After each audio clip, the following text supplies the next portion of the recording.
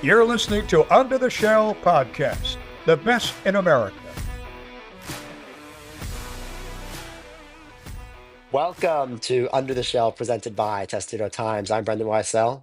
Sam Jane. And Michael House. And today we're going to give a quick recap of the Buzz Williams introductory press conference that happened on Wednesday. Me and Sam were both there. Brendan, I know you had to be watching it, as every Terps fan was. So I guess I'm going to start with Sam. You were there. Kind of what was your instant thoughts leaving that press conference? Yeah, I thought that it was really interesting. I mean, let's just start with the hire. We all kind of knew that Williams was on the board. Brendan had mentioned that reports had cooled on him in recent weeks, and I think through reporting, mainly of 247s, but also other spots, you can kind of tell that there had been some fraction between the trio that was leading the search of President Daryl Pines, Deputy Athletic Director Colleen Sorum, and Brian Ullman, versus the boosters and kind of the prominent alumni about who they wanted versus who the search thought. But Williams seemed to kind of catch storm. I think that wasn't surprised per se, because like B said, he's the most proven candidate they had.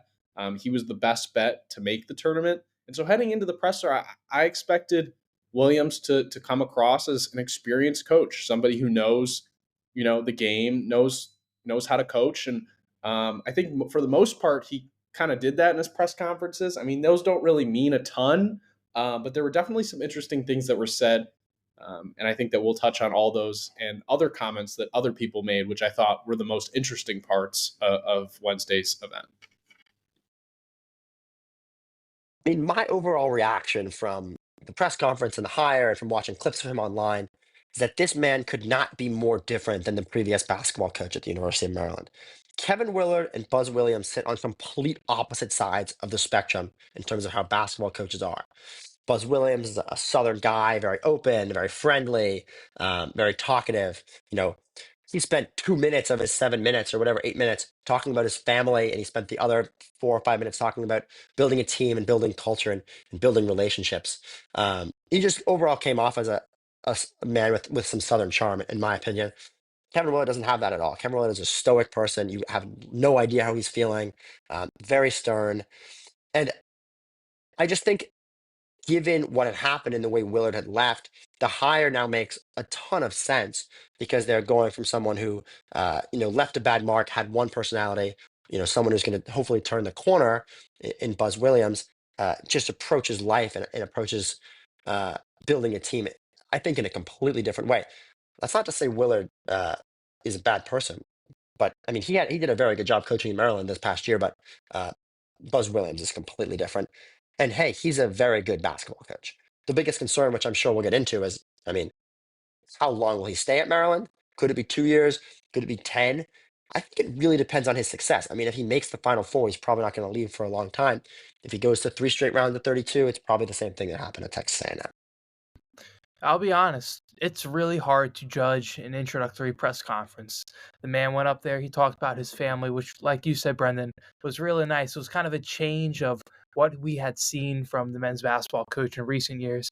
And then after that, he went on a tangent about teams, what it is like to build a team, how a team shapes us, how in the changing landscape of college sports, the one thing that hasn't changed is the principle and the framework of a team. He mentioned the word team 35 times in his monologue to open Did up. you count that out? Sam Cohen of the Baltimore Sun put that out. Respect. Credit to Sam Cohen. But mentioned team a lot, which is kind of ironic because the man does not have a team right now. What I thought was most interesting was when he talked about kind of his progress with roster building right now. He said that in the last 36 hours, he has not recruited anyone in the transfer portal. Now, he did have a meeting with the team this morning, and he said that it was more so just kind of to give the players space to talk, because coaches get to give their opinion, their perspective a lot on these sort of issues, these sort of coaching changes, but the players don't get to talk a lot too. So he said he was there to support the players, whether they want to stay, whether they want to go to another program. And I thought that was really interesting to hear. And it's going to be interesting to see how he builds this roster in the coming days. Christian Jeffrey, little side note there, he was Maryland's only commit of the 2025 cycle. today it came out that he's between two schools. Maryland is still in it, and then the other one, ironically, is Villanova and Kevin Willard. So it's going to be very interesting to see how that one plays out and how Coach Williams approaches this really crucial transfer portal period for him with only 3 players on the roster right now. Chance Stevens, walk-on Lucas Sotel, and then lottery picked Eric Queen. I don't expect him to be on the roster within the next few weeks. Yeah, kind of just really quick touching about what you guys said about the personality. I actually talked to Juan Dixon, obviously former Maryland legend, and he said, you know, that was the biggest difference between what he noticed of Kevin Willard and Buzz Williams. He said that Buzz is a guy who his personality, he's going to make it about something bigger than himself, which I thought was somewhat of a pointed shot at Willard, who called him Jawan Dixon in in one presser. So I'm sure not the best All-time relationship there. blunder, literally an all-time blunder. Yeah, not great. But yeah, I think Mike kind of hit the head on the nail. That was the most intriguing thing to me that Williams said. He talked for a really long time, and I think that in these conference press he definitely rambled at points. But I think that was the most interesting part, the talk about the roster and so on and so forth. And I think that, I mean, if you look at this hire, this is a very stable addition they're bringing in, and I think there's no question that Williams has a good idea of what he's doing. To go on the point of personality, Eddie can put this up if he wants to make it a clip, but in the picture of Williams posing with his jersey, he's a name on the front type of guy. He had the Maryland name on the front of his jersey. You go back, look at Kevin Willard's press conference 3 years ago, had Willard on the back. So just another thing to go Wow. on. Yeah. Name on the front. I mean, he did also thank the Mr. Equipment Manager, which was funny. I mean, he has some personality.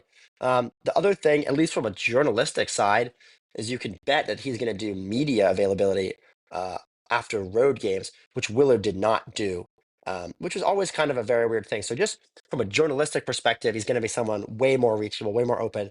You're definitely going to know how he's feeling. I mentioned this in the last episode when I was drawing contrast between them, but you never really knew how Willard was feeling.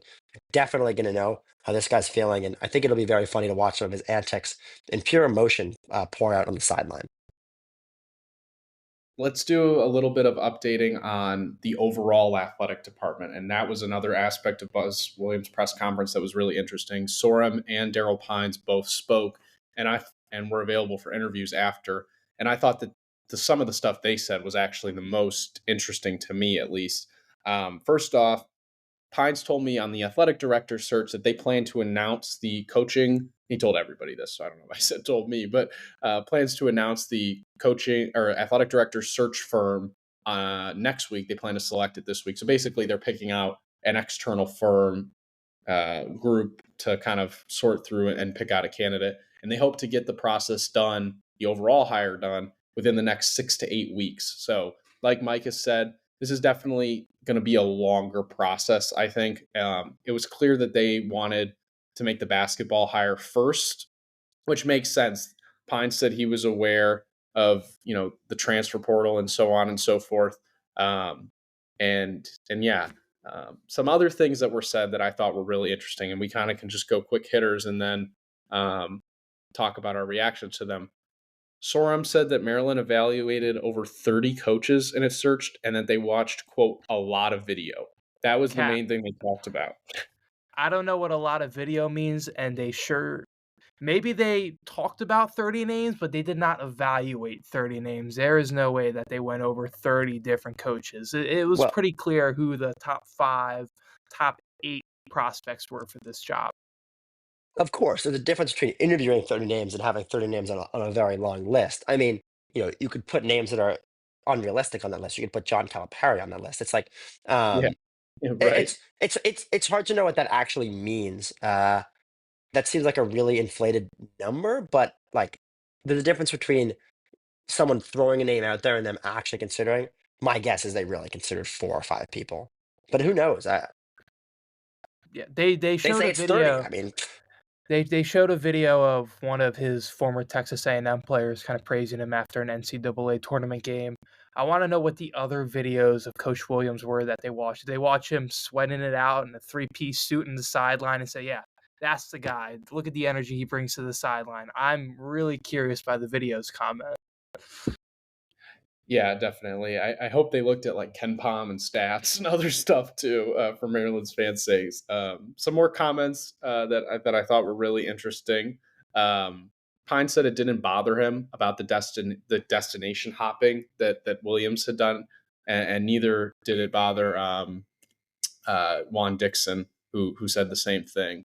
Um, they seem to be ready to move off of Kevin Willard. I asked Pines if he had any thoughts on it, and he said he was pretty stunned by Willard's comments, but that he didn't really want to speak about anything else regarding the former coach.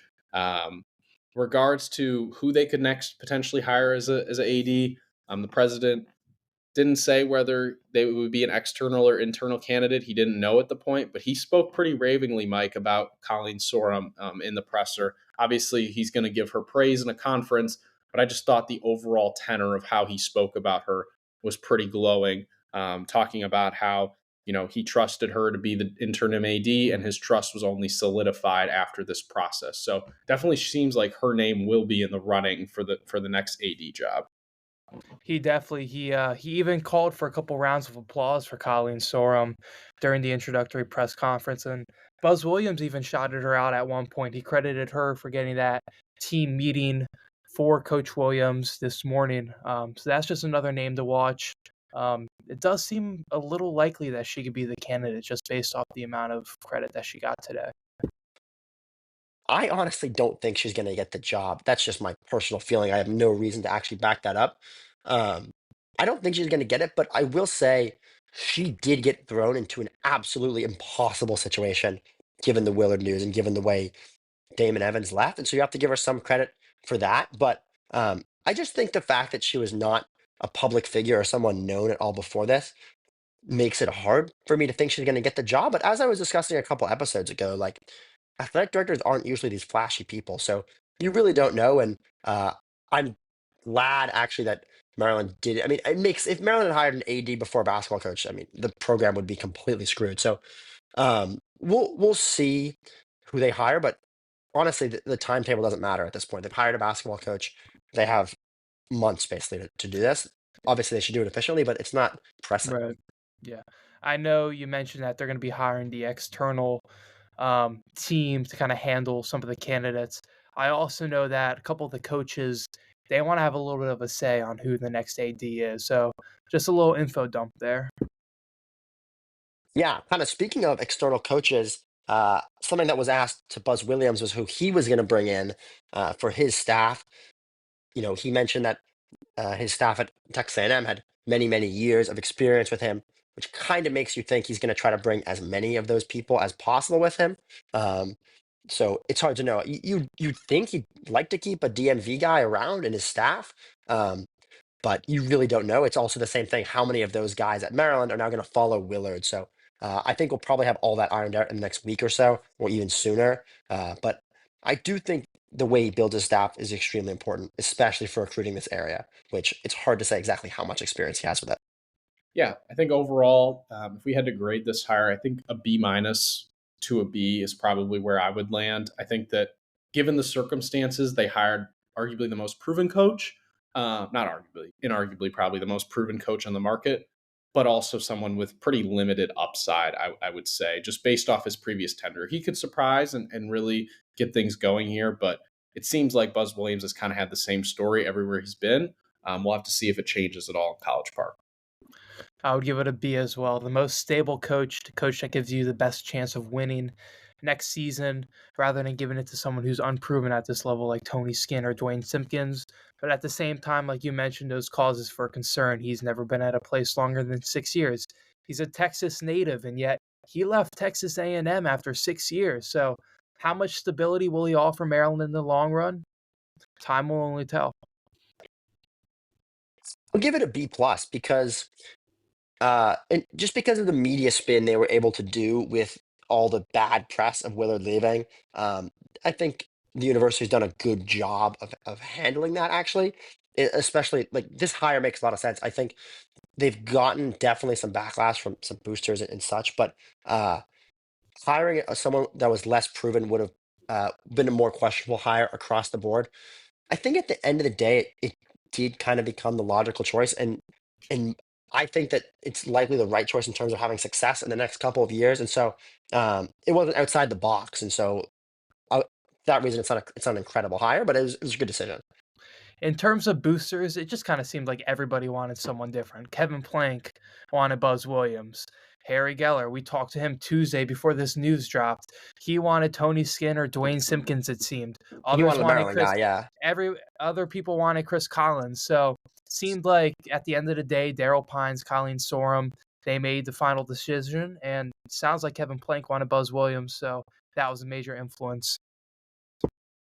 Yeah, At the end of the day, I mean, you're never a hire like this. You're never going to please every single person. In fact, you're going to upset probably at least half. Exactly. no, and it'll be interesting to see what Williams does in his next future moves, especially with it seems like the staff is going to be reshaped completely. That's kind of the reports coming out. Yeah, we'll move on. Just like Kevin Willard said, he hopes Maryland fans will move on today in his presser. Hopefully, make some less. He said he wished he had made less abrasive comments during those weeks. But yeah, that wraps up our. Some man who prides himself in being an asshole. That'll wrap up Under the Shell's emergency episode. You can find our content next week. We're all over the place, so get it where you can. You're getting pretty good insight and analysis here. So keep coming back, and we appreciate your time. Guess what? You've got Under the Shell podcast. Nobody does it better.